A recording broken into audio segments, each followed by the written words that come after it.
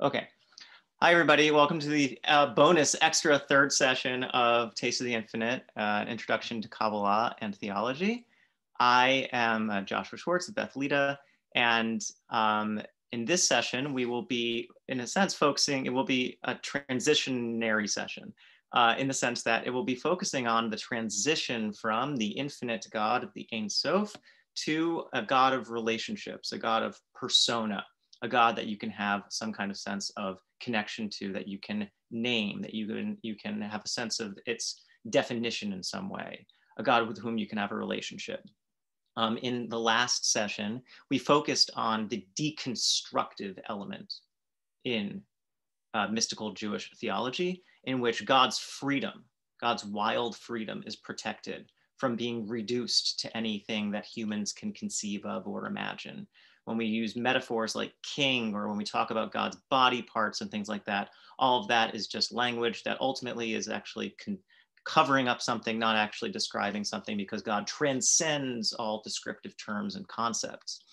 However, the problem is that what we're left with is then a God that is beyond any way of forming a relationship, beyond any way of conceiving of God. So how can you have any kind of religion of that?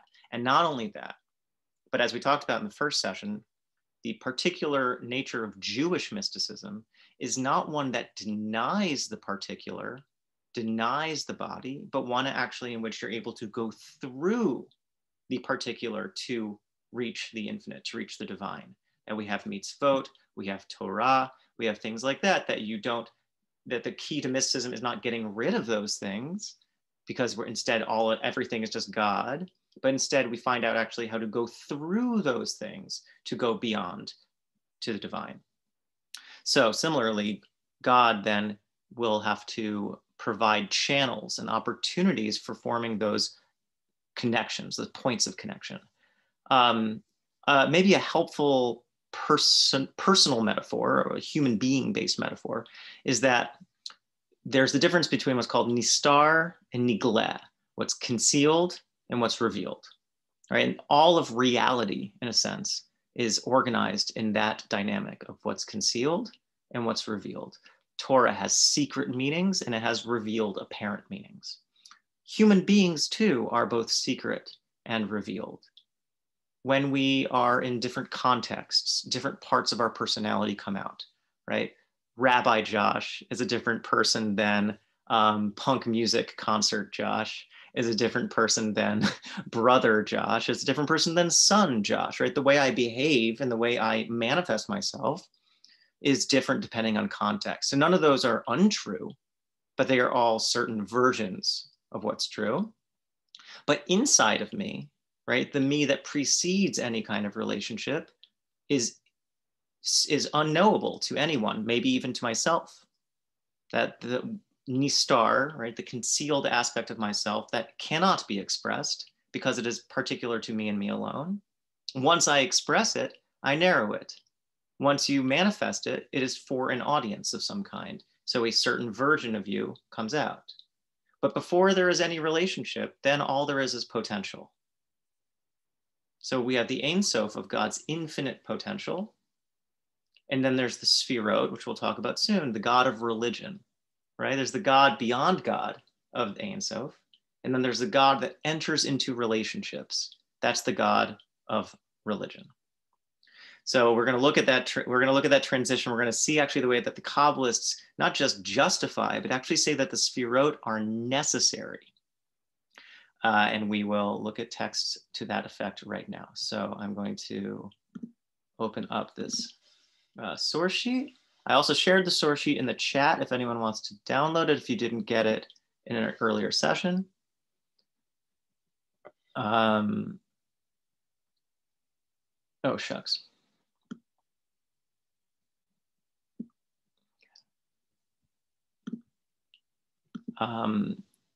But also I'll be sharing it on the screen, so you don't need to open it in your own machine. Okay. Great. Share screen. Nope. One more time. There we go. Okay, great. apologize to all the viewers for that slight delay. Okay. So this is, we're going to focus here on the transition. So we saw before, right, that the Maggid of Mezrich, for instance, is the last text we looked at, recommended relating to God in a way that helps us actually transform ourselves, that the way up back to God is by, in a sense, reversing the way that God comes into reality, negating what it is, negating existence, and attaining that sense of nothingness. But as we talked about, nothingness is not the absence of something per se, but it's rather no thingness. It's not being able to be defined or reduced into any one thing. No thing and infinity then are the same, are related to each other, maybe even the same, in the sense that infinity, Ein Sof, cannot be reduced to any one thing.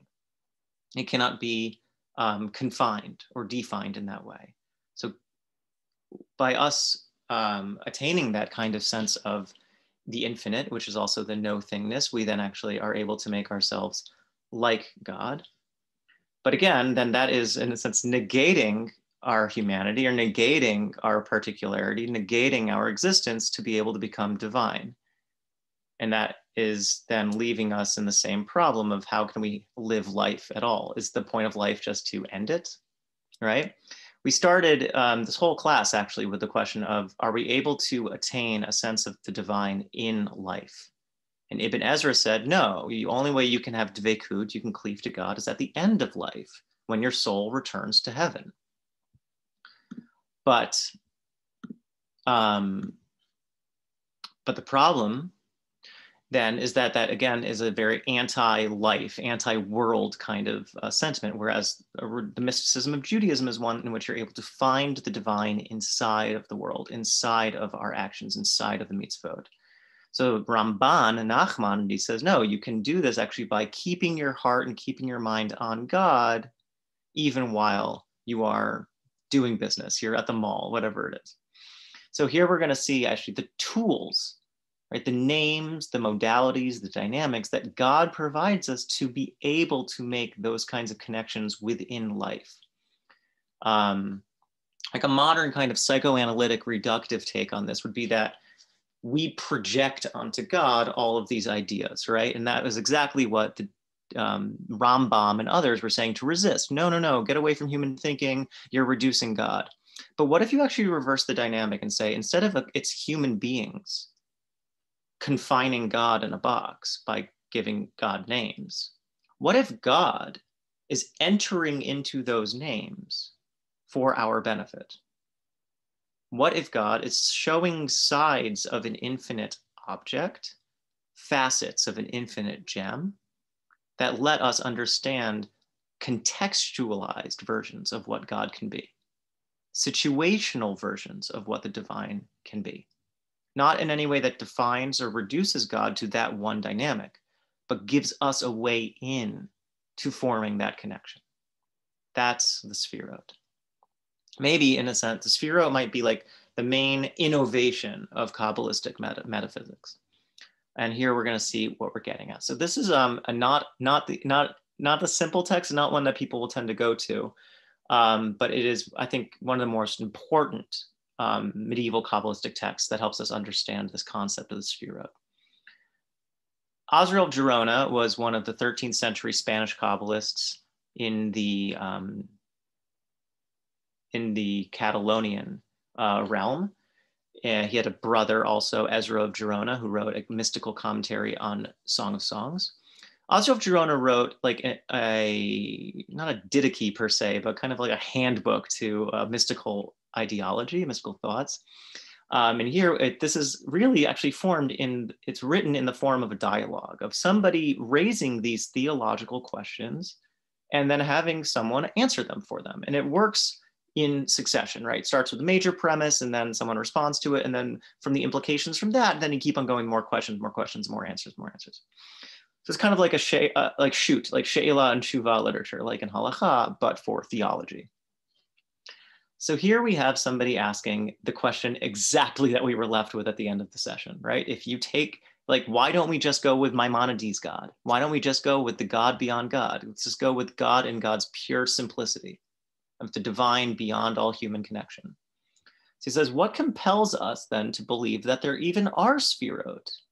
I would rather say that there's nothing except Ein Sof alone, right? Another way of saying this is, isn't Ein Sof the truest reading of God? Why even then continue with something like positive theology, with this Kabbalistic idea that there are these ways and these names that God can take on, these ways of relating to God? Why not just say, God's over there, God's infinite, we're finite, there's no connection? And Azrael is going to say, no, it's not just possible to believe in the Sefirot, but you have to. Because if you don't, there's real consequences. And let's get into it. He says, Ein Sof is complete without any lack. All right, that is, if Ein Sof is infinite, then it can't lack anything, right? That's infinity for you. We're getting into real like trippy mathematics type thinking, right? The infinite can't lack anything. Okay. So if you were to say then that the Ein Sof had some kind of power without limit, but does not have power within limits, then you are detracting from its completeness. Does that, wait, first of all, does that just make sense? This is twisty, it's mind trippy, right? Someone want to share? I see someone talking, but it's muted. No. Okay. So let's say that there are, okay, God is infinite. God lacks nothing, right? There's nothing that God lacks. Wait, God... Josh, could you say that again? The part about subtracting? Yeah, no. I'm going to explicate it right now. Okay, God is infinite, which means God lacks nothing, right? Also known as in math, like a complete set, right? Everything is in the set, okay? There's nothing that's not in the set. So if you were to say, here's two things, right? Power without limit and power within limit, then both of those things have to be in Ein Sof, right? Because God lacks nothing. But you then just said God is both unbounded, undefined, but also has power, like ability, that's within limits. To make this even clearer, what is a limit but to something that's not? Right? A limit saying it is this, but not that. But you'd think then that limits and Ein Sof can't go together, right? Ein Sof has no limits. There's no end to Ein Sof. There's no definition. There's no limitation to Ein Sof. But if you were to just say that conceptually speaking, then you'd then have to say, does God then have limits? Can the unlimited God have limits?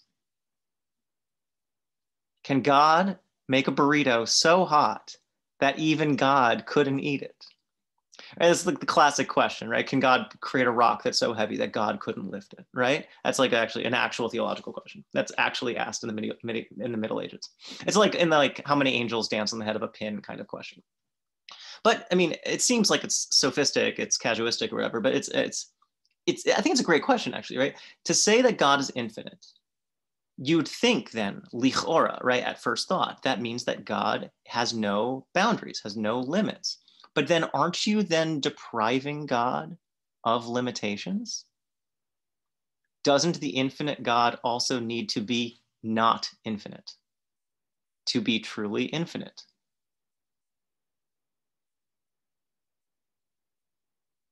I wish I have everyone else's video recorded because I just saw someone realize it. And that was very heartening to me as a teacher. Okay, no, but like seriously, right? If let's say, okay, everything is both P and not P, right? Red and the opposite of red. Black and white. Let's say black and white, right? God is infinite. So God has both black and white. Black is opposite of white. So let's say black is P, white is not P. God is both P and not P. But if you were to say God is everything and thus has P and not P, but you were to say God has no limits and also has limits and has no limits, then that's contradictory. But the infinite has to be contradictory to be really infinite. Right? There's a notion in classical logic from the Greek period, right? The law of non-contradictions, right? The law of the excluded middle. That if you say something can't be both something and its opposite, except that God can, right? God, if God is infinite, God is Ein Sof, then God needs to also be finite. So the Sefirot are not only a nice idea so that we can have a God we can relate to, but are actually in some way necessary for God. Because for God to be truly everything, God then needs to also be able to limit God's self, to have limitations, to enter into limitations, to enter into the finite.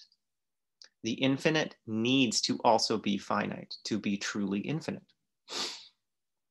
Thus, it is necessary for God to then have powers that are within limits. And by that, what we mean is a power that can be defined, a power that can be recognized, a power that is specific and particular. These are the Sefirot. When we say power, like another word for that is potency. I use the word capacity a lot. Power means a way of enacting oneself, right? Like your ability to be kind, your ability to write or be creative, right? These are all your powers. Your ability to be judgmental, your ability to be harmonious, right? These are all powers that you have, capacities that you have. So for God to be infinite, God needs to also be able to be finite. It's contradictory, but it's also logical at the same time, because the infinite needs to contain both one thing and its opposite for everything. I see a chat. Chat says, so Rick asks, does God's self have to be finite? Couldn't actually we escape that and say that God creates the finite? And that's the way in which the finite exists vis-a-vis God. So this is actually a classic controversy in Kabbalah, actually, whether the kavod of God, God's honor, God's presence, is coextensive with God's essence, i.e. actually a part of God, like a manifestation of God, or a created intermediary of God's, right? A demiurge or some kind of angelic mediator of some kind. So that, I mean, one could say that like that would be more of a protecting God's infinity, right? Protecting God's Ein Sof would say this. Yeah, hi. That like to protect God's infinity. Can everyone just make sure to mute themselves? So I want to make sure we don't get feedback. To protect God's infinity, right? To not like traverse, right, the boundaries between divine and created. That's like problematic, right? And that is what we see, right? It seems like it's a dangerous idea. Again, like Kabbalah is something dangerous in the sense that this does in some way maybe threaten God's sanctity, threaten God's integrity, that God in some way has to also be limited to be infinite, right? I mean, the answer for that challenge would be yes, but then you're depriving God of being limited. If you're saying God is infinite, then God can't lack anything. So God can't lack having a lack, right? God can't lack having a lack.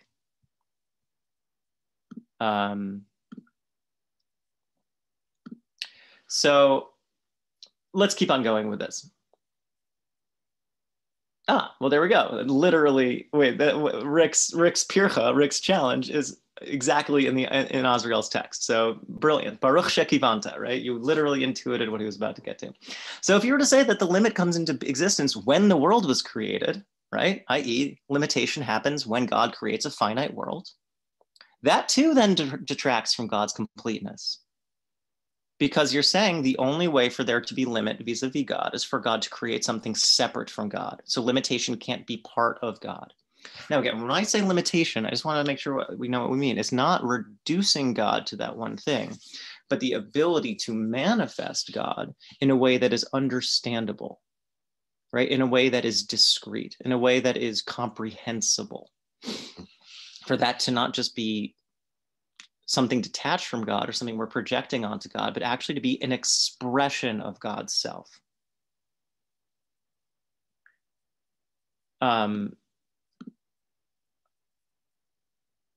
I would ask.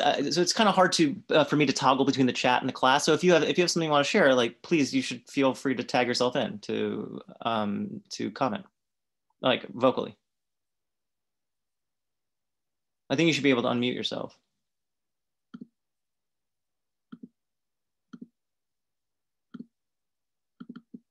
Okay. I'll read this chat, but just please feel free to unmute yourself and to tag him. So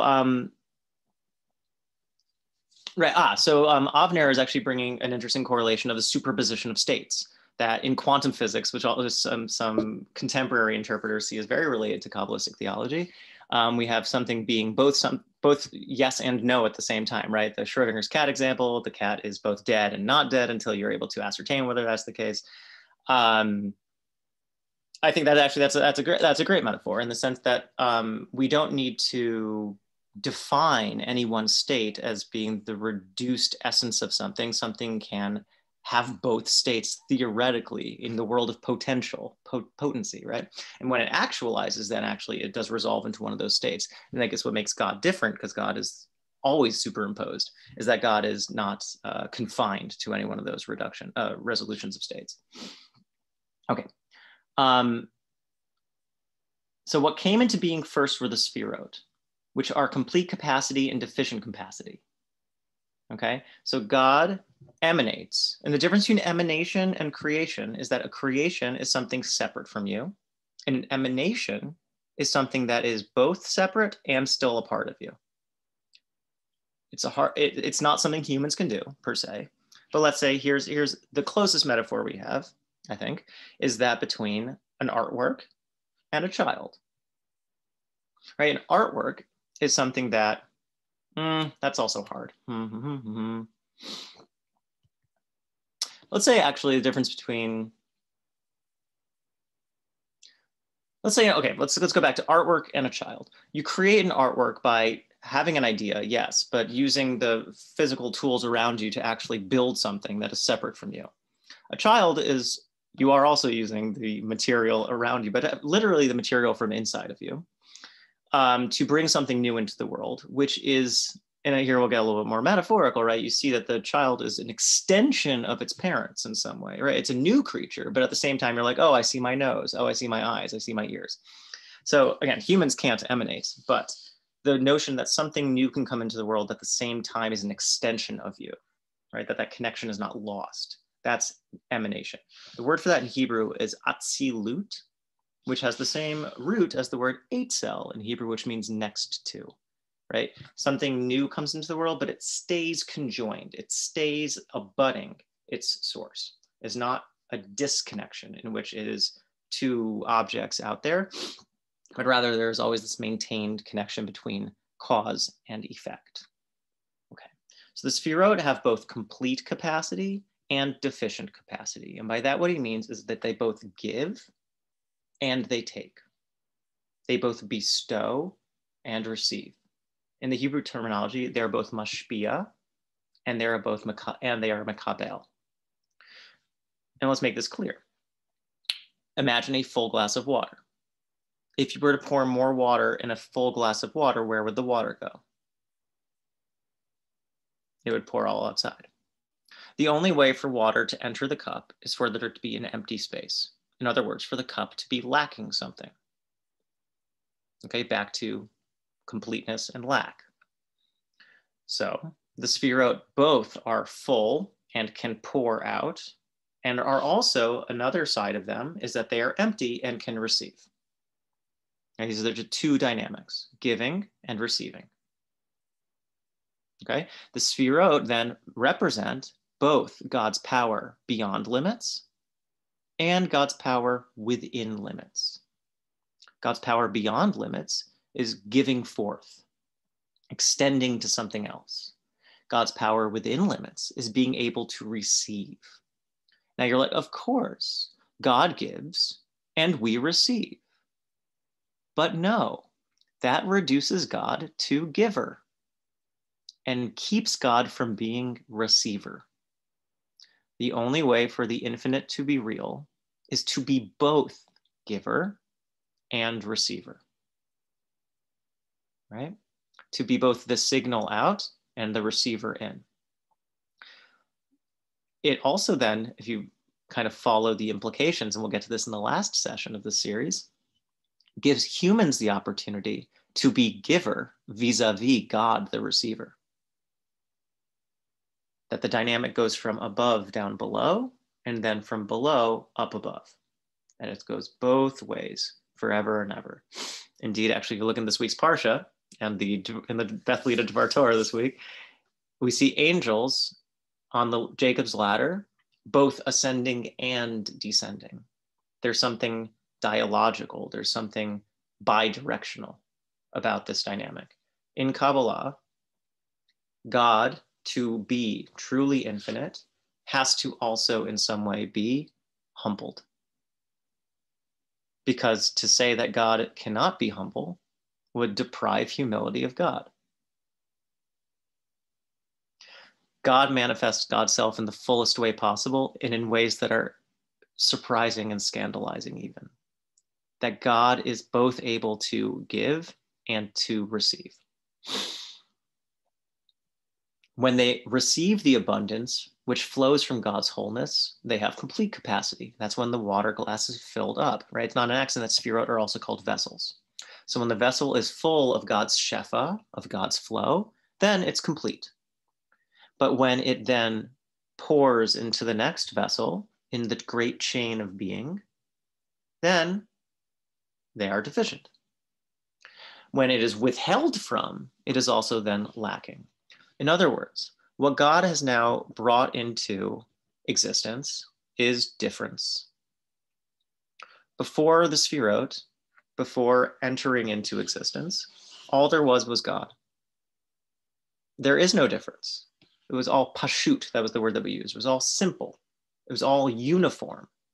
There was no difference because there was only God. Difference requires an other. Another.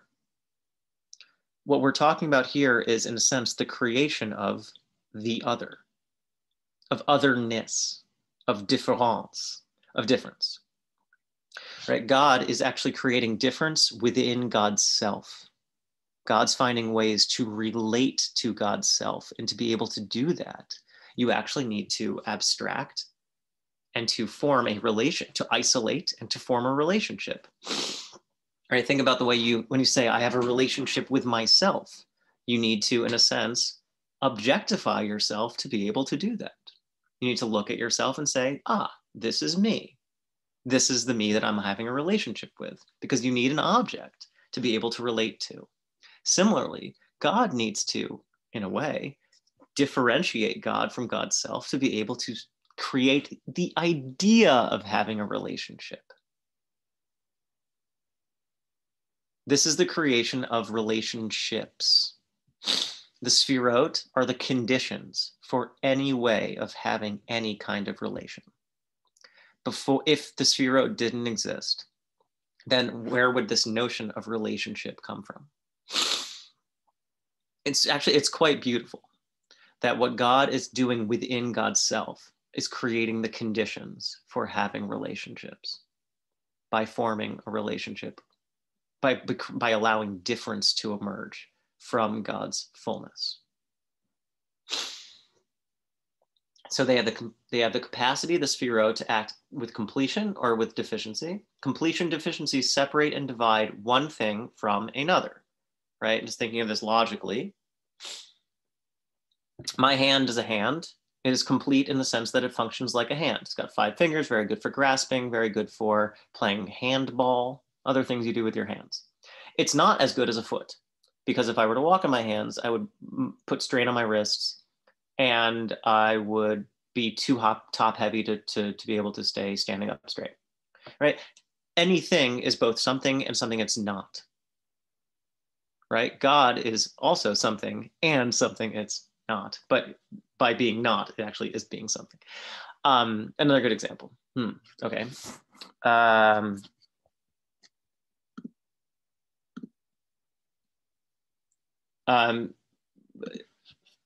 Shosh, you want to share what you're referring to in the chat?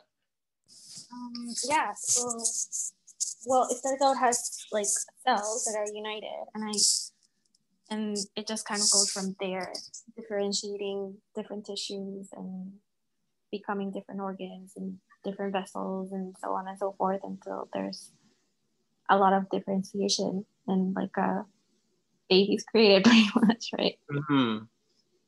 Oh, yeah. I mean, listen, it is not an accident that what we have in a lot of Kabbalistic literature is something much more organismic than, let's say, mechanical, right? That it's like an organism is developing. So what we have really in describing God's becoming a self, right, is individuation, right? Different aspects of God developing, evolving, coming into existence, starting from something potential and then actualizing. And we see that as a process that's cultivated, much more like how an organism develops as it matures. It's a very intuitive analysis. Okay, so let's move to one of the greatest metaphoricians of Kabbalah, back to Moshe Cordovero.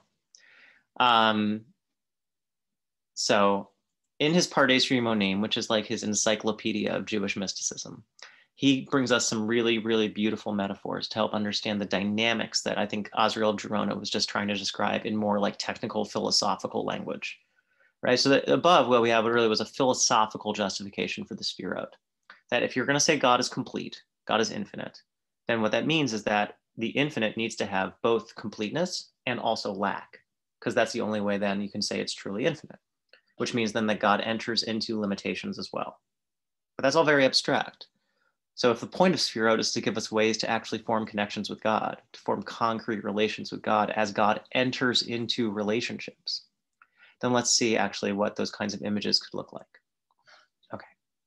So regarding Ein Sof, you say we can't say a thing, right? There's no way to have a relationship with Ein Sof because you can't, it just transcends language. You can't conjure an image. You can't make an inference about Ein Sof. It transcends all of those things. Because once you say anything about it, it's also contradicted, right?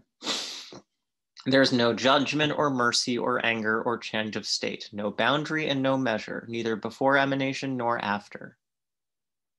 Right? This is negative theology, like what we saw with Rambam. However, what we can know begins at emanation. When God emanated the 10 Sefirot from the divine essence, but still united in God, all in one complete entity. So what we have is the conceptual creation, not of new gods, chas v'shalom, but the manifestation of aspects of God, representations of God, manifestations of God. And no one of them any more true than the other, and all of them connect an expression of the same essence. Again, it's the same Joshua Schwartz who is the kind of Josh that when he's the rabbi. It's the same person who's thrashing around in a mosh pit. It's the same person, but very different modes of being. Similarly, although differently, God is one God, united, pure and whole, and brings different aspects of God's self into existence as representations of different sides, right, of this infinite deity. Okay. So when God emanates, there's no change in God and no disconnection such that one could say that God is separated from the 10 Sefirot. Now, what's his concern here? What could you say? When God emanates the Sefirah of wisdom, let's say, what's of Chokhmah? What would a concern be? And maybe it was the same concern that Rick was voicing before. If you're to say God emanates wisdom, what's the fear? What's the monotheistic fear? I guess the fear is that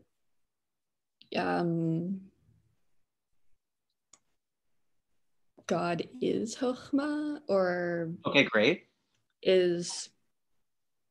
Or there's like some sort of separation between God's self and God's Chokhmah. Okay, good. Okay, so those are, I think, two different concerns. So let's unpack both of them. One is that we reduce God to the way in which God has manifested God's self, right? And that's a problem because then we've now, again, reduced God to this one thing and taken away everything else. The other thing actually is maybe what happens like at the end of let's say like like a really satisfying creation session, right? Like you like spend 2 hours like writing a short story and you're really excited about it. But then at the end of the short story, the story is over and you can't write anymore, right? You've exhausted yourself. The writing is now separate from you. So if God emanated God's wisdom, is the wisdom now no longer in God? Did God then create wisdom as something separate from God? Right? So it can either go, we reduce God to this one thing, deprive God, everything else of God, or the opposite, in a sense, like the obverse, in which we actually deprive this one thing of God because now God has offered it to the world. Ramak says that's not true when it comes to emanation. That is true when it comes to creation. You no longer have that story in your head anymore. But emanation is bringing something into existence that is an expression of yourself, not a creation from yourself, right? Two very different dynamics. So there is no change or separation in God, but rather in the way the Sefirot manifest. That's the difference. The difference isn't in God's essence, but in the way God is manifesting. And that is by nature specific and particular, right? When God is revealing the Torah, God is tapping into certain aspects of God's self. When God is zealous for justice, God is tapping into certain aspects of God's self, right? It wouldn't make sense for God as judge to be the lovey-dovey, compassionate God, because justice needs some sense of stern judiciousness. You need judgment to be able to work as a judge. So for God to then also be focusing on compassion or love or kindness when what we need is justice, right? That would show that's the, let's say, the ineffectuality of Ein Sof. Ein Sof can't work because if you're doing everything at the same time, you can't do anything. So for God to be able to enter into the world, God needs to be able to focus God's self in specific ways. Those are the tools of the Sefirot. It's like tuning the dial on a radio. All the radio waves are in the air, but the only way for you to hear them is if you isolate the frequency. These are the different nodes of God's personality that get lit up when that different aspect of God is being engaged with or is being activated. Here's a metaphor, thank you very much, Ramak, to help us understand. Imagine, and here, close your eyes if you want. Imagine water flowing through vessels of varying colors. One is white, one vessel is red, one vessel is green, etc., etc., etc. As the water flows through these vessels, it changes to take on their colors. However, in truth, this change in color is not truly acquired by the water, but by passing through the vessels. The water is changed in accident, but not in essence. So these are technical terms, accident and essence. I am, in essence, a human being. Accidentally speaking, using this philosophical language, I have brown hair, I have a reddish beard, I have traits, but they don't define me, right? To have traits does not define you. If someone shaved my beard, I would still be me. If you cut off my hand, I would still be me, right? These are all traits that I have, but there's something concealed and secret inside of me that's not affected by any change of trait or state. Nistar, nigle. Here, the water stays water, and it stays clear. The reason you're able to perceive it as having color is because of the vessels it passes through. In other words, because of time and space. At a certain time, the water occupies the space of that vessel. And light passes through that glass, and you see the water as having that light. But the water doesn't have the light. It wasn't dyed. You just see it as having that color. That's accident. Accident describes the way something is perceived, not the way it really is. Okay, that is our perception of the water changes, but not the water itself. So is it with the Sefirot. The vessels are the Sefirot, known to us as Chesed, Gevura, and Tiferet, each of them having an associated color. Chesed is associated with white, Gevura is associated with red, and Tiferet is associated with green. However, the light of the emanator, right, of the Ein Sof, the essence of the 10 lights dispersed in the 10 Sefirot, is the water with no color, free of any distinction or function, only differentiated according to the vessels with their respective features. But there is no change in the essence, only in accidents, to the perceiver's eye, according to the receiver, not in itself. Another even better metaphor, and this one is a classic image, and maybe even clearer, but I'll say why we included the water one in a second. A ray of sunshine passes through a stained glass window with 10 panes of different colors, with the light shining through the surfaces. In truth, the sunlight does not acquire any color. But by passing through the panes, its appearance changes due to their different colors, shining on the surfaces in shimmering color. But in truth, the light itself does not change, only in the way that it is seen.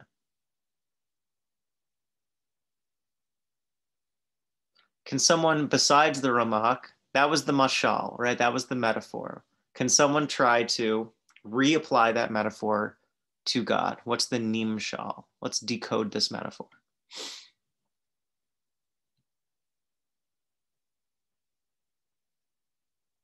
We have a single source of light with no color. And it receives color when it's refracted, right? When it passes through these colored panes of glass. Then what you see on the wall, right? The light passes, it's a sunny day. You have a stained glass window, and on the wall, projected from the window, you see the colored image of the stained glass. So is the metaphor here?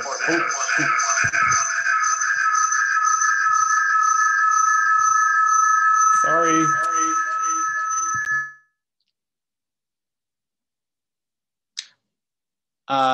So that was the infinite. I just wanted to give you a taste of what we're talking about. Yeah, there we go. Great. Okay. I'm guessing the way the metaphor works here is that Ein Sof would be the light, and the Sefirot would be like the colors that the vessels are the kind of colors that the Ein Sof is passing through. And so the essence doesn't change, but takes on these traits as it passes through them. Great. Good. Okay. There's pushback a little bit actually in the chat saying, but using actually, interestingly, a different metaphor. So Avner is saying, actually use the metaphor of a prism in which the white, the invisible light passes through the prism, which then diffracts the light into the colors of the rainbow, right? Roy G. Biv. But then in that way, aren't the colors then contained in the light already? And I will say, yes, actually, I think the metaphor still works. Namely, the colors, right? These different aspects of God are contained within God, but they're only able to come out when they are perceivable. What the Sefirot give us are the conditions for perception, not a reduction of God. It gives us the frameworks in which we can perceive God, the venues in which that's possible, not the transformation of God into something perceivable. Shosh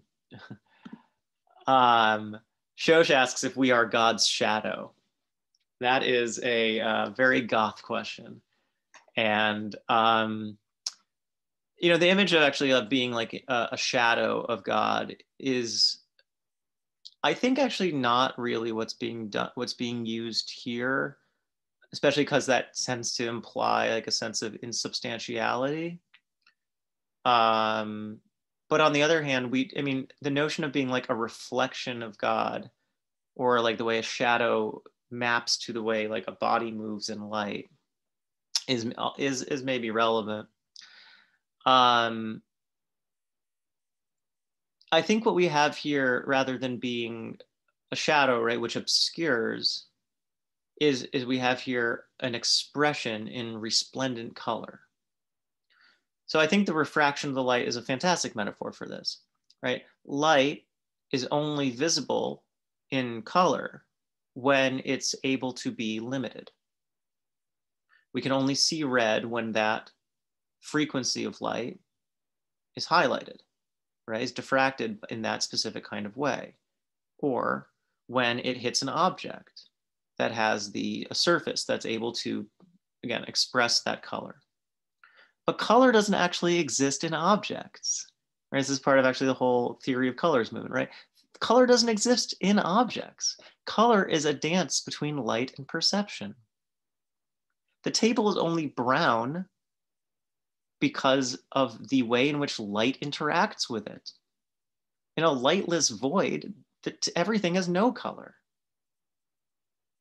So what we're talking about here, and this metaphor is a gorgeous expression of that, is God's entrance into limited expressions of God's self to be able to provide us with experience. I really want, I want to encourage, if you're comfortable, to speak up speak up. I don't want to keep on toggling between the chat and here. Avner, did you want to share what you said in the chat?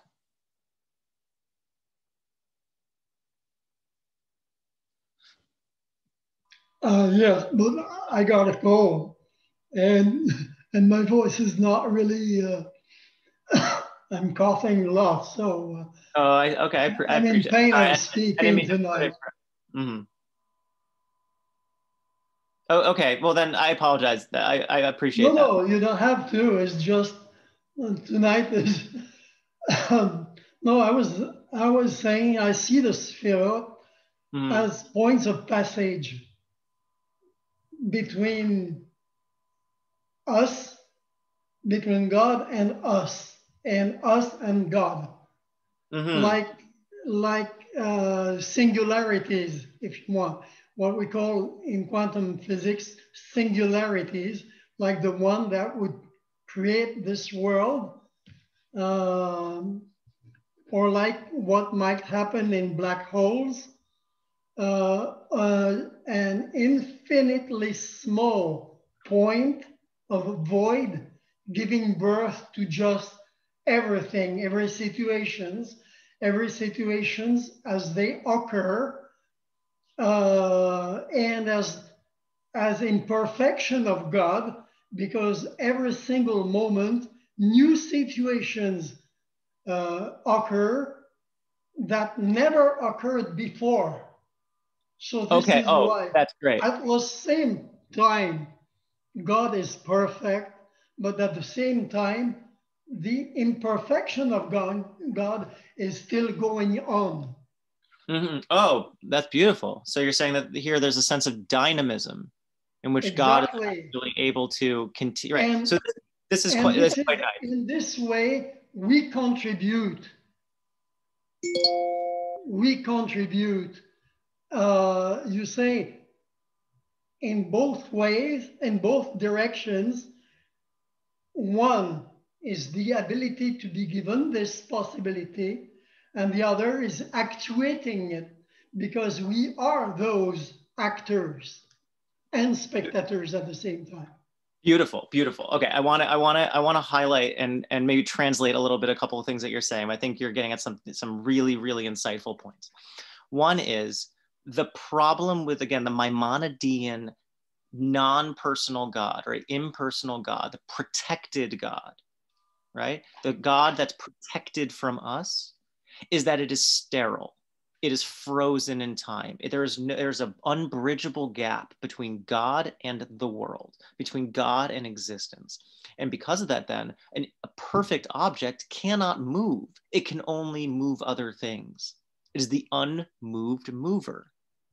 But where is there room for a living, vital, dynamic God in that?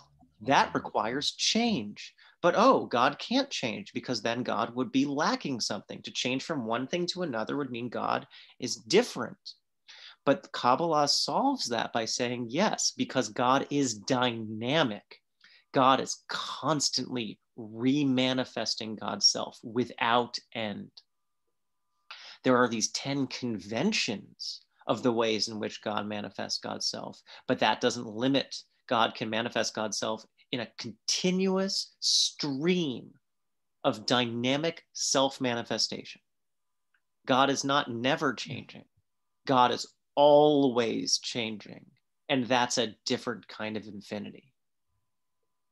God as always alive, a source of life, a source of change. The reason the water metaphor, even though it's, I think, a little bit harder to chop than the light metaphor, is important is because so central to Kabbalistic models of the way that God interacts and manifests in the Sefirot is through this image of a flow. That God is flowing into the world. There's a flow of God's vitality into the universe. The Sefirot then are nodes in that flow. It's a sacred kind of plumbing.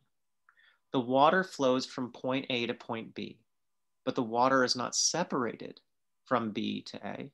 It's still the same stream of water, right? The river is all connected.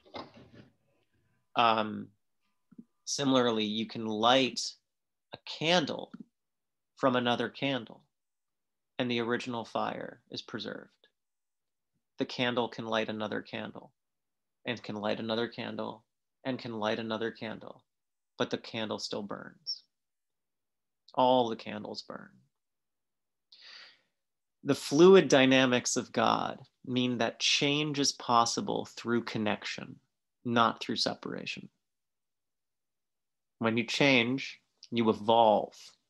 You're not separated from who you used to be. You manifest yourself in a new kind of way. Another beautiful thing I heard from you, Avner, is that it's new opportunities for manifestation. What God is giving us through the Sefirot is a venue or a means for experiencing God.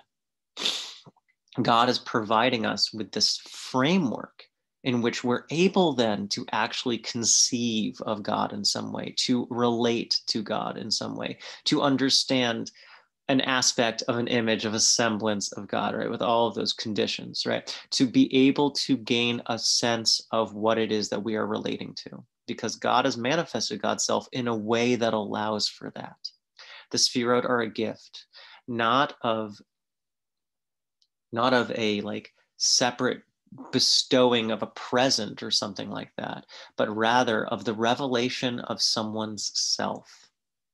God is revealing, not just revealing God's self, God is developing personality through the Sefirot. In other words, an interface with God, a way to relate to God. The water takes on different colors when it passes through the vessels. When God passes through that aspect, we then are able to see God in a certain kind of way. When God passes through a different vessel, we can see God in a different kind of way. No one of those are more true than the other, but it gives us a way to perceive. What God is giving us are the tools that we need to be able to form a connection with an infinite God. To start with the finite and to then go through that to the infinite. We are reversing the dynamic of what God does with us. Always has to go both ways. God emanates and manifests in particular ways to give us a way to have a relationship with God. And then we form a relationship with those aspects of God, and then see what's not there through them. And by seeing what's not there, then we're able to reconceive of the infinite. This is the way we connected this class with the last class. Because Maimonides' practice of negative theology wasn't just having the knowledge that God is beyond images. It was actively engaging with the way that you think about God and then undoing it to get to the freedom of God's infinity. God defines God's self by entering into definite forms, concrete images, concrete metaphors, Sefirot. And then we deal with those Sefirot and then undefine them again to get back to the infinite. And it keeps on happening. It keeps on cycling. Right? We saw that in the Magi de Mesrich, that we make ourselves like God, who then makes God's self like us, and then we make that like God, and it keeps on going. We make ourselves ayin, and God makes God's self the Sefirot. God enters into existence so that we can then enter into the mystical, to give us a way in. The Sefirot is a way in. Okay. Hoof. So to really bring home the, let's say, the experiential dynamic, I want to conclude with this text, another 13th century Kabbalistic text. This is from Joseph Jikatilia, who originally started actually as a Maimonidean. And then he realized that Kabbalah is offering something that Maimonidean philosophy cannot offer. And because of that, he then actually ended up like converting and becoming a Kabbalist. But you can see the ways in which he starts from the kind of Maimonidean perspective, but then starts to try to build on top of it. So he starts by giving the premise of Maimonides, right? Know that the true essence of the blessed creator cannot be comprehended except by God. In other words, the true essence of God can't be known by anybody except for God, right? No member of the celestial multitudes knows God's place, right? Even the angels are below God in that way. No creature can know God. As the pasuk says, blessed is the presence of God from its place, wherever that may be. The angels don't know the address of God, right? If they did know the address of God, they would have said, blessed is God's presence at that specific place that we can name, but they can't, right? They can just gesture towards it. And if that's the case for angels, how much more for us down below? So he's starting with, again, a critical epistemology. He's saying, what we have to be aware of is what we don't know. Not just don't know, but can't know. Okay? Hence, all the descriptors which we read in the Torah, e.g., hand, foot, ear, eye, etc., all these other descriptive terms, what can they mean? Know and believe that all of these descriptors, even though they indicate and instruct as to God's significance and actuality, no creature is capable of knowing or contemplating what is really meant by God's hand or God's foot, God's ear, etc. So that we're coming back to Rambam's, right, motivating problem from the Guide for the Perplexed. When we see all of these embodied images of God, what can they mean? Because we know that God doesn't literally have a body.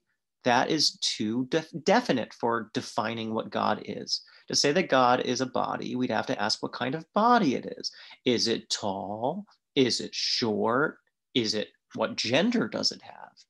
How many follicles of hair does it have, right? You'd have to literally define God. Now, it's worth noting that there is a mystical/magical book called Shiur Koma, which literally tries to do that. It says, great, let's look at all the bodily images in the Torah and let's try to figure out how big God is. And it does. I think as Kabbalah developed, though, it again wants to play with these images as really trying to give us something by saying what it's not, right? Give us this thing which is really both also its edge, its shadow around it, to use Shosha's language. So when the Torah says God has a hand, a foot, an ear, etc., we know that it doesn't literally mean that God looks like a human being. What is it really trying to say? This is the classic problem. While we are made in the image and likeness of God, this actually should also remind us of like a discussion we were having in the last session, which I think actually a number of the attendees of this class intuited. And this is exactly what Joseph Gigatilia is. And he's like playing out exactly the problems that were being raised last session. So again, like all of the things that the hard work we were doing last session is 100% paying off right now. He said, while we are made in the image and the likeness of God, do not let it arise in your mind that the eye is actually an eye or the hand is like a hand. When it says we are B'Tselem Elohim, we're made in the image of God, it doesn't mean that like we're a photograph of God. That would be heretical, right? That's idolatry. Rather, right, this is the issue with idolatry, right? Idolatry says God looks like a specific thing, which means then that that thing, that image, is more important than all the other images in the world. If God looks like a human being, you have to ask what kind of human being God looks like. And then that means that some human beings are more divine than other human beings, right? If God is tall, then tall people are closer to God than short people. If God is white, if Jesus is white in all of the paintings, then that has to mean that white people are in some way better than non-white people. This is the problem. This is the ethical problem. And I would say the religious problem of representing God, because then it ends up really defining who's a better person. But to have an invisible God means that we're all the same because we're all ultimately unlike God. We're equal in not looking like God. And yet we are made in the image of God in some way, shape, or form. So what does that mean? Right? God can't look like us because then we reduce God to being like some of us. But if we say we're in the image of God, what is that then saying? How are we then similar to God? This is the problem. Okay. Okay. Rather, these are innermost dimensions of the reality of God's existence, the source of the abundance that flows into all existence due to divine decree. So to say that God has an ear, an eye, etc., it's not something that's physically the case, but it is in some way conceptually the case, spiritually the case, right? The image of God that relates to us is a spiritual, conceptual image, not a literal physical image. So what does that mean? But the truth of the hand is not a hand, truly. Their form is not the same. For is it not written, to whom can you compare me? Ve'el mi tdamyuni ve'ashaveh. You can't compare me to anything else, says God, right? My hand is not your hand. Do not compare us. Know and understand that between us and God, there is no similarity in substance or structure, but rather our limbs' meaning is in signifying secret supernal concepts, which the mind cannot comprehend, but only as a sign. Pause before we get to his metaphor, which is incredible. What did he just say that we are? We are a text. We signify God. We have the same relationship to an object as the name has to that object. A tree does not look like a tree. And yet when I say tree, what do you think of? Wait, that's a real question. When I say tree, and please, a number of people, I would like you to answer. When I say tree, what do you think of? I think of a tree as we know a tree, right? Yes, but Tall how do you know a tree? branches, leaves. Okay, so you just That's gave generic categories. Great. Okay, so you can say when I say tree, you have a generic object that comes to mind, an outline. Yeah. Right. Okay. Now I want to try it in a different way. Close your eyes. When I say tree, what do you imagine? Everybody can think of a tree as they see it now. Somebody at Christmas may think of a Christmas tree, or somebody in the woods will see the sort of tree in winter different than they see it in summer. So it will be closer to a general representation of a tree for oneself. Okay, Is great. the concept. Fantastic. Okay, so first of all, you're saying what you think of when I say tree is dependent on context or situation, right? In December, Context, situation, context and situation, and culture. Culture, very nice. All these ways that define the limitations or the associations that we develop. So around December, you're going to think of a fir tree, right? Snow covered, perhaps covered in tinsel, living in a Christian society. Fun. Yes. Or if you're hiking, when you think of tree, it probably depends on the tree that you passed when you were hiking that day, right? Maybe the tree you see on Monday, the one that really impressed itself on your memory, is going to be a different tree than on Tuesday that you saw that really, again, impresses itself. Eventually, but not necessarily. It may happen, I just quote several possible representations of a mental space.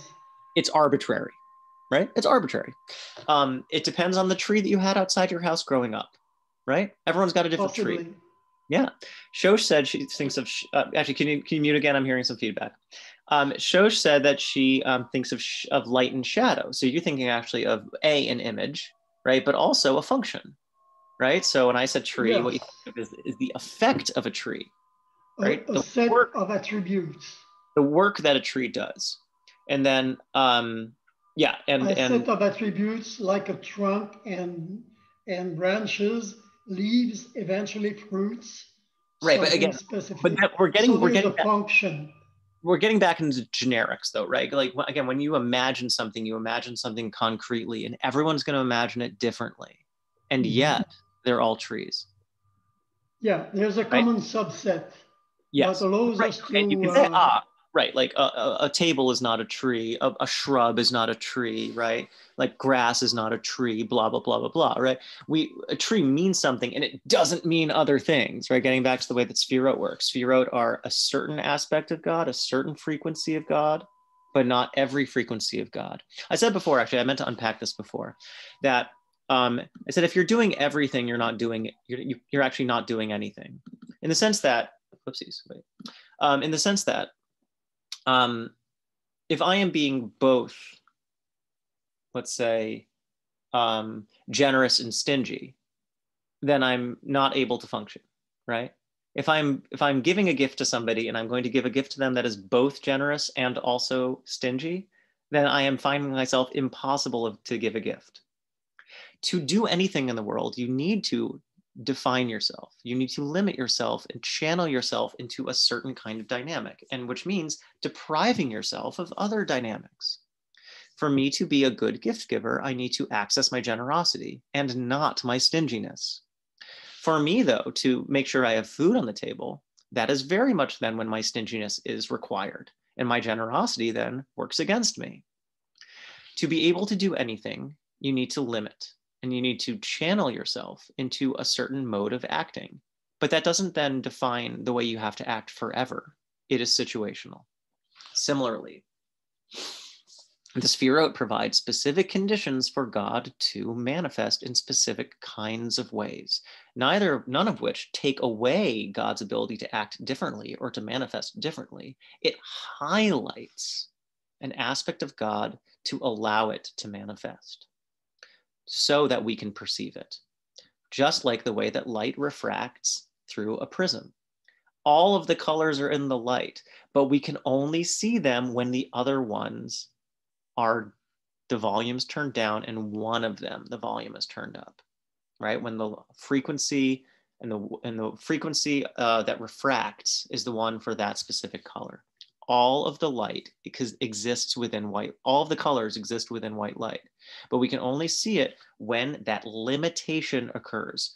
Only through concealment can revelation be possible, says the Ramak, right? From the first class. You need to turn down certain aspects to allow others to come to the fore. Difference allows for existence. Because if there were no difference, then there wouldn't be any separation between me and you, between X and Y, between A and B. The only way for there to be a world, i.e., a relation of different objects, of different items, different entities, is for difference to occur. The Sefirot is the creation, not of new things, but of the possibility of being different. It's the conditions for being different. And not being different in a way that defines your essence, but being different in the sense that highlights an aspect. So back to this. Goodness gracious.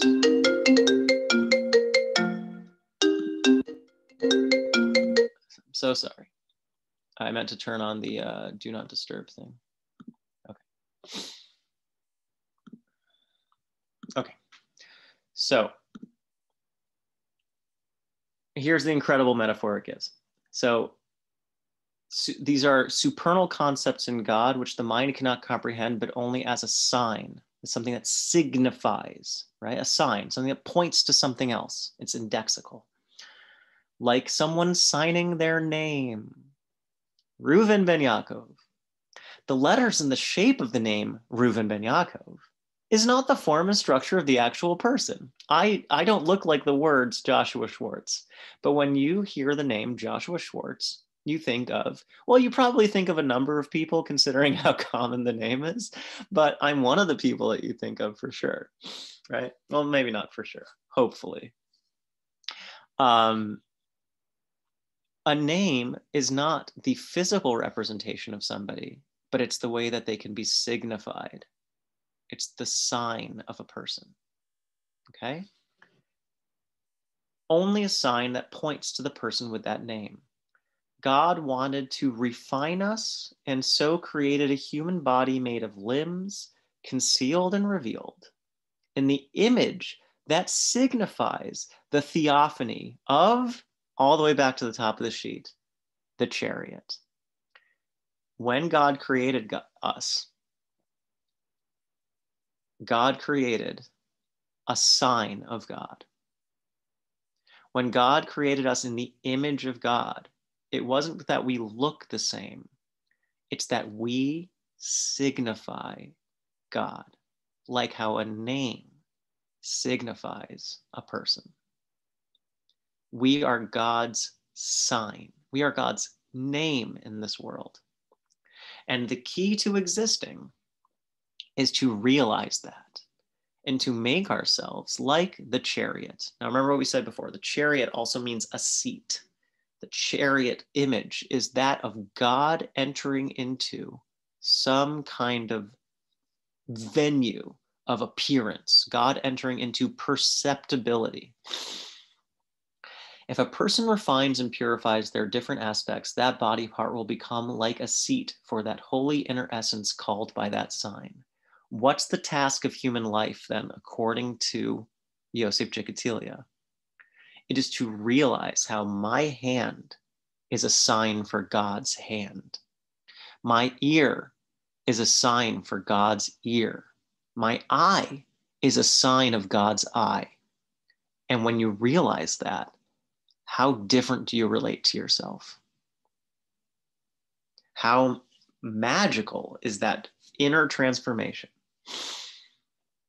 If a person takes care with what their eyes see, keeping them from objectifying other people, and actually really that is what he says, like keeping them from like lustfully gazing at other people, right? But to keep yourself from objectifying people, that is divine. Or from offensive sights, keeping them trained on holy matters used in worshipful ways, then one's eyes will become like a throne for that mystery that is called I above. And so with hands, feet, and all other limbs. What he is describing here is not God entering Sefirot, but us entering Sefirot. Not just entering, us realizing that we are, in a sense, like the Sefirot. Let's follow him all the way. God's Sefirot is God providing venues in which God's different sides, God's different aspects can be perceived. What Yosef Chikatilia is saying is we start with what's perceivable, our hands, what our hands can do. our eyes, what our eyes can do. And we realize that the point of them isn't just contained in us, but that they point beyond themselves to something else. That we are the signature of God in this world. And that to make our eyes not just these gooey globules stuck in our skull, but actually themselves the venues for God to appear, for God to manifest. God's seeing becomes our seeing. Now, by that, what we don't mean is that we can now have like magical seeing powers, but to realize that our sanctity as being in the image of God is not that we are a replication of God, but that we are the channel through which God can be found. Just as God went down so that we could perceive, we elevate ourselves up in realizing our commensurability, right? Our likeness with God. The sign, again, is in linguistics even, right? The sign, there's a signifier and a signified, and they're unified in the sign. The signifier, right, is the word. Joshua, Reuven ben Yaakov, I. The signified, like what it signifies, is pointed to beyond. Our I signifies God's I. Our I is a representation of God's I. Not because God also has these chocolate brown eyes, but because God gives us sight to manifest divinity in the way that sight can be manifested. What does that mean? How do we actualize the sign of God's body? We realize that our body is that sign, and we start using it in divine ways.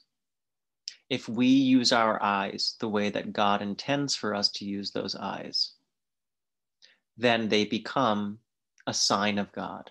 They point to God. If we use our hands to shake the hand of someone with respect, if we use our hands to clasp our dear friend when they need a consoling embrace, when we use our hands to do holy and meaningful work in the world, our hands represent God because we are using them in godly ways. That is what this means. God actualizes God's aspects of God's self so that we can perceive them. That's the Sefirot. We activate the different aspects of ourselves in their divine truth. That's us making ourselves into a throne for God. We draw down that into ourselves or bring ourselves into that connection. What he is describing, Yosef Jigatilia, is that we, in a sense, map ourselves onto God. We map our hands onto God. We map our eyes onto God's eyes. We map our ears onto God's ears. But we don't do that through appearing in a certain kind of way or looking like a certain kind of divine body. We do it by actualizing ourselves through Torah, through ethics, through holiness. When we use ourself, when we use our body and treat it the right way, use it to do the right things in this world, that is then acting in the image of God. That is then signifying God, manifesting God by showing that we are God's representation. Yeah. Thoughts, challenges, objections. I see there's a few things in the chat. Try to take a couple collections. So Shosh asks, what does what does it mean when eyes aren't used in that way? Well, maybe that then would be like the other side, right? There's an idea that there's the Sefirot and then there's the Sitra Achra, the other side. So if we use our eyes by objectifying other people or by looking at offensive things, right? Like hate watching TV or something like that, right? Using our eyes in a way that's not meaningful, then we're corrupting that potential, right? We are potentially signifying God or the opposite. And the question is, how are we going to use ourselves? Yeah. But isn't the opposite what we were saying earlier, that there isn't, like, isn't the opposite also God? Because everything is God. Yes. Okay. That's I mean, yes, this is the classic challenge of mysticism and ethics, right? Yes. And the Sitra Achra is ultimately rooted in God as well. So yes, you can say that, but the question, I guess, would be,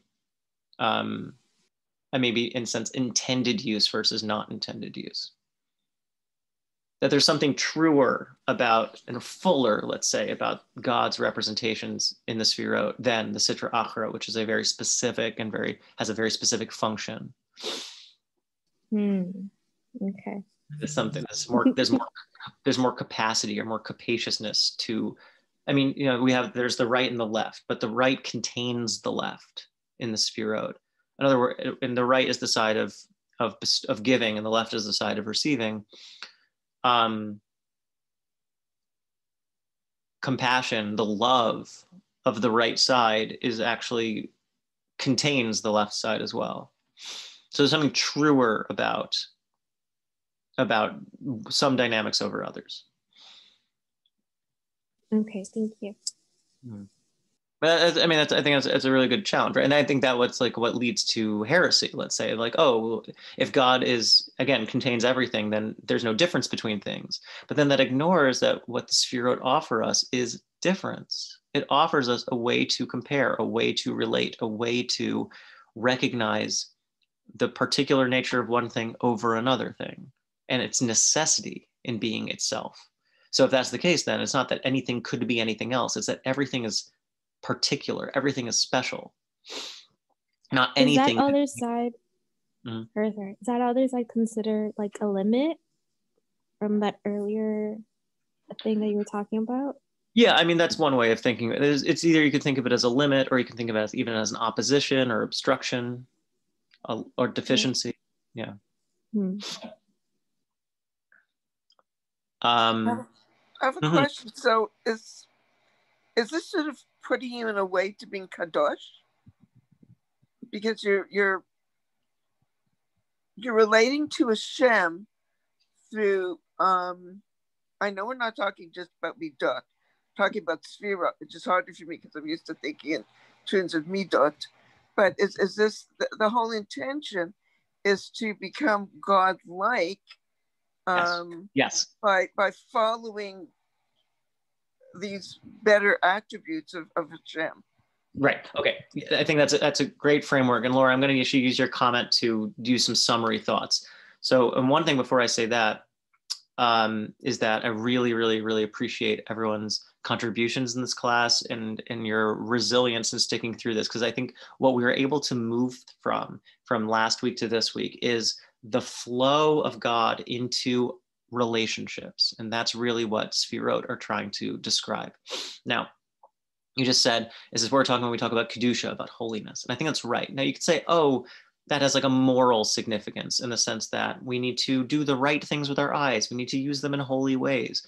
Yosef Jiktilia is saying there's actually something metaphysically significant about this, that when we use our eyes in a way that's divine or holy, it's actualizing the potential of God.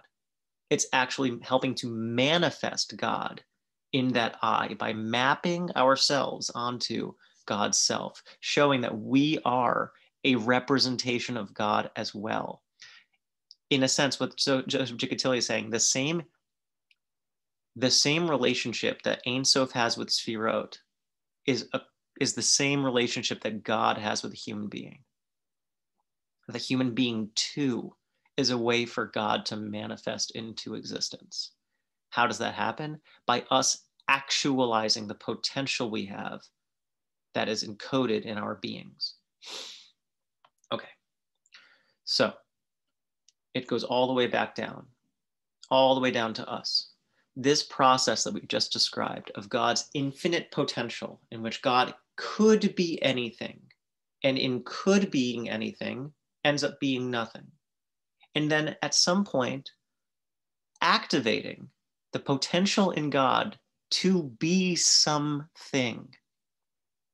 That's the Sefirot, in which God concentrates God's self into specific ways of manifesting to give creatures the opportunity to perceive and experience God. In doing so, God then creates a model that gets replicated all the way down to us as well, in which us, as the Tselem Elohim, the image of God, is just like being God's name. Now, I said in the beginning of last week's session that one of the words for Sefirot is name. I think Yosef Jigatilia is saying, just like God functions vis-a-vis the Sefirot, so does God function vis-a-vis the human being. That as being a name of God, what that means is a venue in which God manifests. How? By us actualizing the divine potential we have within us. We signify God. We are God's name that points to God when you're able to read it. And how are you able to read the human body to point to God? When it acts in holy ways. Because then it points you through us to our source, to the image on which we were based, the Holy One. What this class was about was the idea of the Sefirot, really as the way that God enters relationships. But we haven't actually talked too much about the concrete Sefirot. We saw 3 of them get mentioned earlier, Chesed, Gevurah, and Tiferet in the Ramak. But I wanted to stay away, in a sense, from like a specific Sefirot, like about the specific Sefirot, because we'll actually get into that in more depth in the second edition of this class in the winter and the spring. But also we'll do a Sefirot tour in the next bonus mini episode that Renee and I will do. I'll like put up a picture of the Sefirot on a thing, and we'll like take a tour so you have a basic understanding of what the 10 are. But for this, really, actually, what I was trying to communicate or help us to kind of figure out together was, I think, what Kabbalah is trying to offer. And I think an incredible theological concept that for God to truly be God, God needs to enter relationships. Otherwise, we're denying something fundamental to what it means to be the divine. And the divine, and the version of God which protects God from contact or from definition, also paradoxically limits God in keeping God from being relational. And what the Sefirot offer is a more complete understanding of God's infinity in the way that God continuously, dynamically re-manifests God's self in the ways that we need so that we can form a connection. Thank you so much for sticking with this. Thank you much for sticking through this. And thank you so much for offering so much in the ways that you've learned together in this class. I hope to see you tomorrow evening at 7 p.m. for the Parsha Torah Hangout. And also we'll be having Havdalah at 5:45 Saturday night. Same link as always. Thank you to all of you. And also keep your eyes peeled for Sunday when we'll send out the email. And also Renee and I will record the tour of the Sefirot, taking a journey through the pathways of the divine. And have a wonderful rest of your week, and Shabbat Shalom. Shkoyach. Yeah. Just something that I wanted to say, like outside. Okay, let me stop recording then. Okay. Yeah. Or secrets for or not like outside, but like outside. Yeah. Recording.